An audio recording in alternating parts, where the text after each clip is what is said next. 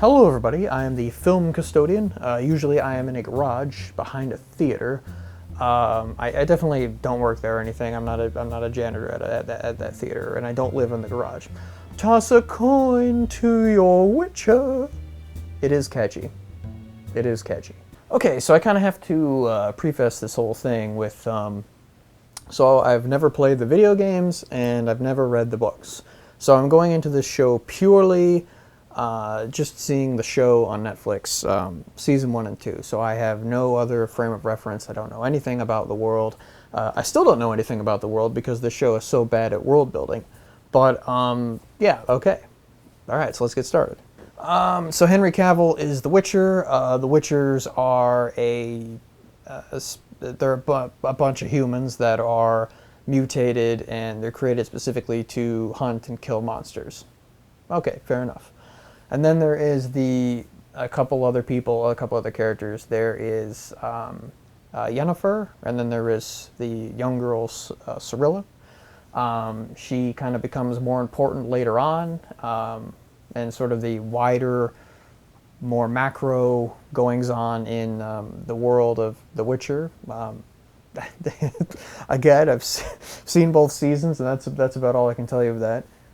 All right, so I really enjoyed the first season of The Witcher. It's kind of almost like a Monster of the Week. Every episode is concerned with The Witcher hunting down some kind of monster or solving some kind of problem. And there really isn't too much concern with like a wider story. And actually, there's really no concern for world building at all. There's enough in there, you know, like, so you have the Nilfgaardians, and I thought they said MILF Guardians originally, but, you know, yeah, bad joke. You basically have the, you know, Nilfgaard, you have, like, Centra, and some different places. I don't know. They give you enough information where you can follow the story, but yeah, there is no really any kind of sense of place or time. It is an authentic world. So the first season is really concerned with, you know, the monster of the week. He goes and he kills the monsters. And I really like this formula, and I think it really works for The Witcher. And then eventually he gets his traveling companion, everybody's favorite character, Jeskar, I believe. The bard, the minstrel type guy. And toss a coin to your Witcher.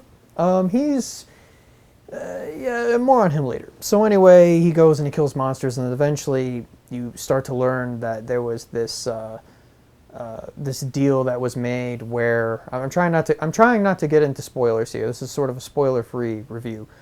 Eventually, he sort of has this destiny with this where he eventually has to take care of this young girl, Cirilla, and really kind of become a father figure for her. And she's going to play in more to the bigger story. Season 2 really kind of deals with that a little bit more. Season 2, you're really kind of just at the Witcher's headquarters. It's Cirilla training. It's the Witcher doing Witcher stuff. You have Yennefer. She kind of went through her own journey. She started off very, you know, her family hates her. She's very kind of crippled. And then from there, she sort of goes off and becomes a mage. So there's a very fine line between a fantasy show like this becoming just like you've walked into a medieval sort of festival, like a Renaissance fair, and actually being a place that could be real, that you believe is real. A lot of that just has to do with the costuming and whatnot. If you start to get very bright colors and very, I don't know, just kind of like corny type of stuff, it can become a problem because it kind of takes you out of that world.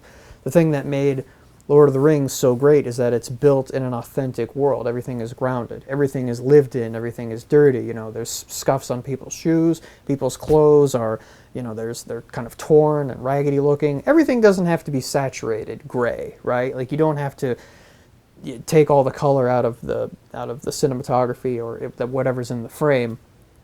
It can help, but everything doesn't have to look like a war movie to be realistic. This at times can get very gothic. And I think that's when it really shined the most, was, you know, everything sort of, you know, the trees are pointy and kind of dead, and you got the monster aspect. Like the opening seconds of The Witcher, it's great. He's fighting the big spider-looking guy. So this show can kind of veers off at certain times, and it just becomes very much like, well, this is just a Renaissance fair, and it doesn't really look like it's a lived-in world. But I mean, I guess that's the risk you take when you do this kind of show. And you know, same thing with Game of Thrones. It started off very authentic, lived-in world, and then from there, it progresses more. And I mean, Lord of the Rings and Game of Thrones managed to stay in that authentic world and never get out of there. But so when you start a show off grounded and authentic, and then you slowly bring up the magic. There is a lack of magic in Game of Thrones and Lord of the Rings until you sort of go along. And it's really only, in Lord of the Rings, it's just the wizards that are using it, you know, the elves, and it's very limited, so it's also very powerful. And then you have, like, Game of Thrones, for instance, it's the dragons have the magic, and as the dragons come back into Westeros, so the magic starts to slowly come back too. But again, it's very limited. This felt at times like a video game, which may have been done on purpose because it is based off a video game, but which is based off the books, so I don't know. But you know, you have the sorcerers and the mages and whatnot, and they're just using magic all the time. You know, pew pew pew pew pew. You know, like in Harry Potter, they're just doing spells, and you know, you got light beams and all these things going off, and it very much can act like a get out of jail free card, right? Like, whoa, well, we need to escape. Why not use your magic? It's like, well, I've lost my magic, which is a great point to bring up. Yennefer loses her magic in season 2, and that was great because then you don't have that jail get out of free card, and everything becomes much more challenging and much more of much more dramatic, right, and interesting. The cast does a great job. My favorite episode of season 1 involves they're going to hunt a dragon. There's a dragon roaming the countryside, and they have to go and they have to find this dragon, have to slay it, and that is just very fantasy, and it's awesome. That's what I want from fantasy, anyways. That whole, you know, we're going on an adventure type of thing. Season 2 is actually episode 1 is my favorite. It is played by there's a character in there that. The same actor that actually plays Tormund Giantsbane from Game of Thrones. He plays this character, can't remember the name, but this particular character has a dark past, and it's just really, really well done. It's like almost like a haunted house type of situation. There's a village below that, you know, there's something going on. I don't want to give anything away, you know, but something bad is going to happen, right? And it has that very gothic kind of look to it. And I love that about The Witcher, and I think they need to do that more. I don't know if that's in the books or not, you know, whatever, but yeah, so I really enjoyed that. Alright, now it's time for my favorite part. I'm going to shit all over everyone's favorite character, which is the Bard. I think there are certain times during the show where he's just supremely annoying. And everyone's going to, oh, he's supposed to be annoying, he's supposed to be annoying. Look, I agree with The Witcher when he says, you know, basically get the hell out of here because you're annoying as hell. And I agree. And good riddance. But then, of course, he comes back in season 2 and whatnot, and he kind of grows on you, and you're like, all right, yeah, I do kind of like him, blah, blah. But then, you know, the climax of season 2 comes along, everyone's getting ready to fight monsters and whatnot. It's a very intense scene, and then out of nowhere, it's just, oh, hey, Witcher, I have this rock, and oh, I guess you were, you were about to fight some monsters. I'll leave now.